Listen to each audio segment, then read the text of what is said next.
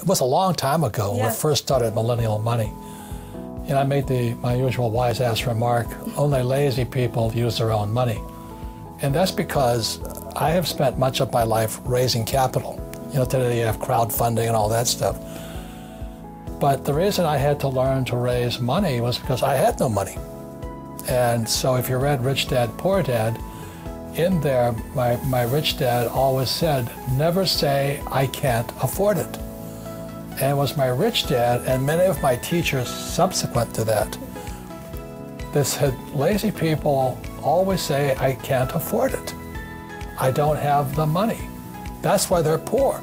They have a poor mindset. So instead of figuring out how to raise money, it's just really easy to be a loser. And I call it losers. It pisses them off. Because we all have the power, if we wanted to not be poor if we learned how to raise money.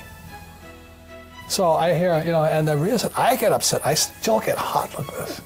My poor dad, my PhD father, he always said to me, he says, you know, I'd be a rich man if I didn't have you kids. And I said, well, you know, Dad, it's not my fault you had kids. You know, I mean, you know, I just can't afford it because I have kids.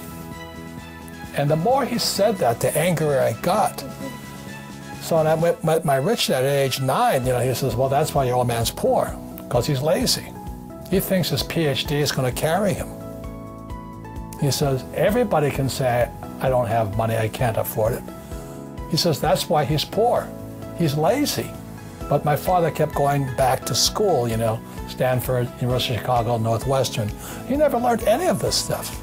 They still don't know it because most teachers want a paycheck, pension, and tenure. They want job security. So the mindset is different. So over my lifetime, most of the projects I've started, I've never had any money. I like not having money because it forces me to think. I get creative. I have to educate myself. I have to talk to rich guys. Hey, how'd you do this? How'd you do that? How'd you do that? And what has happened to me, I mean, I just turned 72, I've never needed money.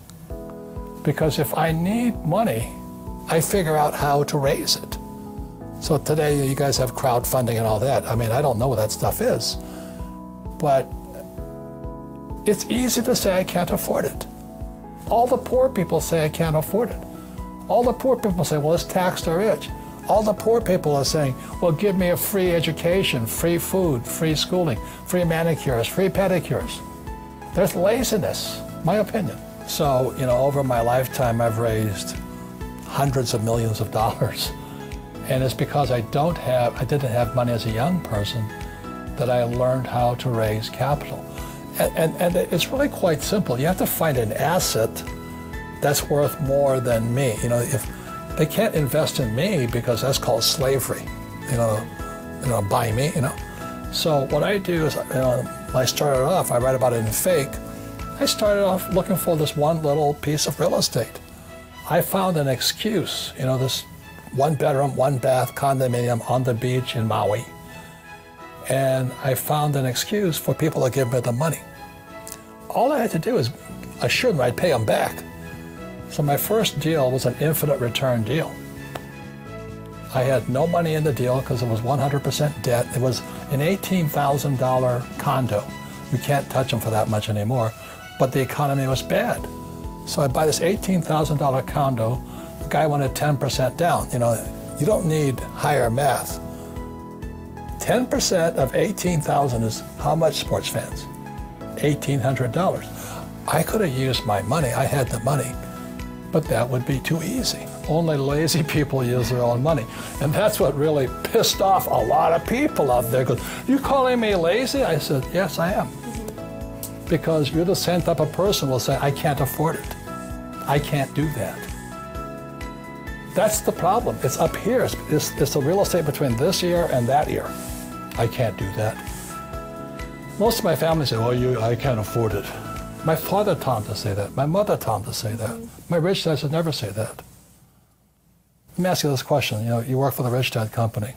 How much of my money is in this company? Zero. Zero. Well, number one is investing. Is invest in what you love. I love business.